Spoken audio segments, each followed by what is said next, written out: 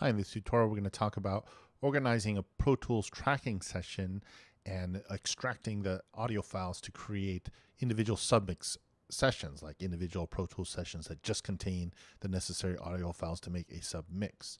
All right, so the first step really is to choose your takes. Now, depending on how you tracked it, you could have just sort of continuous takes like one after another. In this case, as you can see, we did these takes and then we did another take after that, another take. So that's nice. And you can just grab those sound files as they are laid out like that. Now, if you overdubbed your takes, for example, you made a take and then take two, you just started here and played some of the same things that were recorded back, but did a new take, you should be able to find yourself, find the clip you want in the clips, but you can just right click on one of the things and go to Managing Alternates and then grab. So for example, Floor Tom 4, let's say I liked Floor Tom 3 better, the take before that. Well, I would find Floor Tom, oops, it's alphabetical, Floor Tom 3, and then I would just choose that, and Floor Tom 3 will now be replaced on top of that, okay? And then I can use that take. All right, so again, the goal really is to take these things and grab them and put them into a separate session. So let's just take something simple like the piano. Here we have a piano bass and a piano treble. And let's say I've decided on take 5. I like that, take 5. Well, these exist, piano bass 5 and piano treble 5, here in our clips session, piano treble and piano bass 5 and 5, but also they exist in the audio files folder in our session. Okay, so in our session we have the same session as this. We have the audio files folder there, and we have piano bass 5 and piano treble 5. So I'm just going to take a sort of mental note of that or write it down somewhere. All right, and then if I just close the session and open a new session, or just create a new session, and we'll just call it piano submix. Okay, and wherever we create that, we don't need to save that.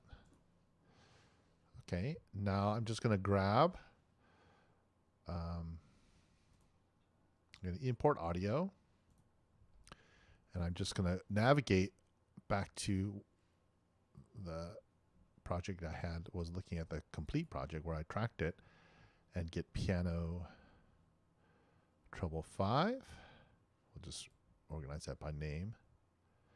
Piano treble 5 and piano bass 5. Okay, using a command here and clicking, so I can select both of those. They show up here, and we're going to copy all. All right, and then done. And then the destination folder will be the audio files, which is in our new folder, and we're going to go ahead and do that.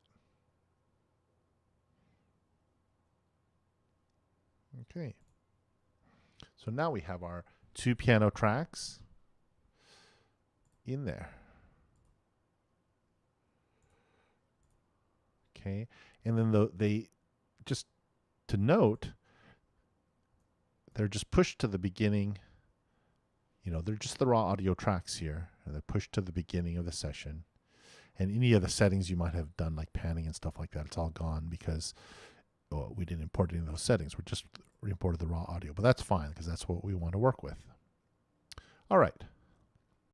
So going back to the original tracking session with all of our files in there, there's a couple exceptions. So this is nicely, this take is nicely organized, where everything starts at the same time. That's the most important thing, because as you saw when I exported that and I imported them into a separate session, they all just kind of started from the beginning of the actual raw audio file, right? So this is great. I can just, import all these audio files as they are because they all start at the same time, except for these electric guitars. That's an exception. So if I import those, for example, if I try to import the electric guitar files here, let's find EG, copy, done. You see that it just starts at the beginning. It's not in its proper location there because it doesn't know that, where it belonged in the timeline. Okay, so we'll have to kind of shore that up. So let's do that for our electric guitar files right there. Okay. And there probably is a better way to do this, but this way is fine. What we'll do is we'll make sure our link timeline and edit selection button is activated right there. That just means wherever I click, it's just going to move the timeline to where I want to go. So I'll just click on one of these other ones that has the proper timing. It's the proper start time, and the end time is not quite as crucial. It's just important that we start the same so that everything's synced up. Okay, so it's going to make our selectors there once I select that, and then I'm going to unclick that so that timeline selection doesn't move when I click off on something else. Okay, and then what I'll go ahead and do is I'll make sure grid is selected here, zoom in a little bit there, and make sure I grab on the electric guitar bus here, right at the beginning of that selector, right? Okay, right there. All right, and you can even, if you want to just make your grid really blunt, really like half note or one bar even like that. We can make our grid like that, so we'd be absolutely sure to get at the beginning part. Presuming you start at a bar, Obviously, if it's not starting at the bar, you'll have to change your grid to make sure you get the right settings. Okay, and then I can just sort of, I can do this a number of ways, but I'll zoom out a little bit. I'll select, and I'm using this cursor tool, the little 2 Y's, and then I'm going to hit the Shift key and just grab that little bit right there, and then zoom in. The idea is that I'm grabbing the selection that's exactly the same as my indicators there. Okay, so oh, it moved the indicators. Okay, so which is fine because it's really crucial the start time, not so much the end time. Okay, but we'll just leave it like that, or we'll get it somewhat close to these ones right there. Okay, now you have that complete selection. It's all grayed out. We don't want to change it. It should match one of these, or at least the start time should be quite precisely matching these other ones as well. All right, and then what we'll do, the other thing we have to be careful when we're going to create a new sound file based on this one that has the same length as all the other ones, but we want to make sure, because it will render any changes we've made, for example, to the volumes here. If we've done anything, let's see where we are. Electric guitar, if we've changed the volume at all, or we've added some effects and stuff like that, it'll render those. So we don't necessarily want those things to come along. All right. So we want to make sure, the gains are set back to sort of the natural place. All right. And then once we have this selection there, we're going to right click and we're going to commit. And then we're going to consolidate clips. We're going to commit the edit selection. We don't need any of this. You can insert that after the last track. That's fine, just so you can see it. But it's fine if you don't do that as well. And then we're going to hit OK. And you'll notice now a nice clip here. It's called eg.cm.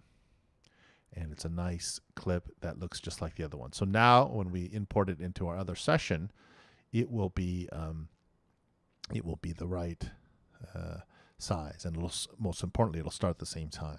Okay, so now if we go here and just get our clip list, you'll notice they're all here, and the new clip EGCM is there, and it's also existing in our audio files folder, EGCM right here, right? Okay. So then the next thing really to do is once you have all those files made, let me show you one more thing. Because it might come in handy.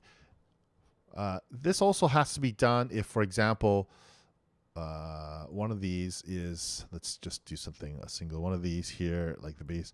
Let's say you started the take, you redid the take or something like that, and started a little earlier or started a little later, something like that. All right. Again, if it started a little later, you're going to want to do this idea of just kind of creating that and consolidating. You can do that thing again, just like I did with the electric guitars and consolidating. Again, the start point is important. Or you could, if it's started a little earlier, you could just kind of clip it. Pop your cursor in there and edit, separate clip right there, or Apple Command E, and just grab that. But even if you do that, you still have to consolidate that clip. Okay, so then now that this region, or the clip as they like to call them, is at the exact same starting point, the right starting point, you're going to right click and commit. All right. And then you'll create a new sound file in your audio files thing. It'll be the one to go. All right. So let's get ready to make our first submix session. So I've either kind of clipped or manipulated or done whatever I need to do to get these kind of clean sound files that start at the same time. All right. So I'm going to do the drums, and I'm going to see, and then I've selected my takes. I've got any matching alternatives that I wanted to get. And then I'm going to look at either make a list of the sound file names. These will correspond, these labels here will correspond to the audio file names here. So maybe make a manual list on a piece of paper or something like that. Or you can take a screen grab or whatever you want to do. But just so I know the takes that I want. So tom 4, snare 4, hi-hat 4, space pair 2, space pair 2 right. Why don't we just do a screen grab here and get just that right there. Okay. So then let's create a new session, which will be our drums submix. So we'll create a new session, and we'll just call it drums submix. And you're going to want to keep your settings here for the new session the same as the settings for that session. If you're doing this project for class, chances are it's 48, and it's this 32-bit float. Okay, so we'll just go ahead and create that session somewhere. Save or don't save, it's up to you.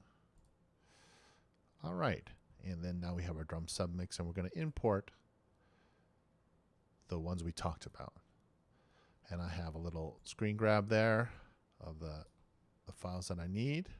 So I need kick 4. So I'm going to go to the audio files folder of that guy, and I'm going to get kick 4. Okay. And, I can, and you want to copy because you want actually to bring those sound files over into the new submix. So we're going to do kick 4, copy all. Let's see, this is probably better done like this. I'll just shrink that. Okay. Kick 4, floor tom 4.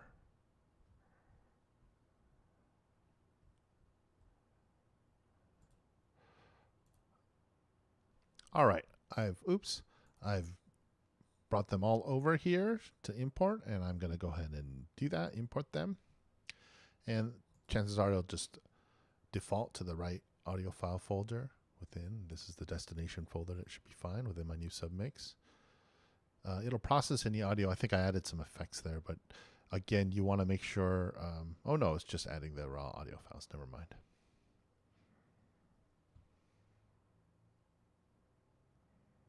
Okay. Okay, and the new track is fine. And then you'll have your submix right there. And it's all ready to go. You give it a save. And it's all ready to go, and they're all lined up, hopefully, in the right order and everything like that. Looks like it. Okay, thanks for joining me. Next session, we'll actually work on one of the submixes.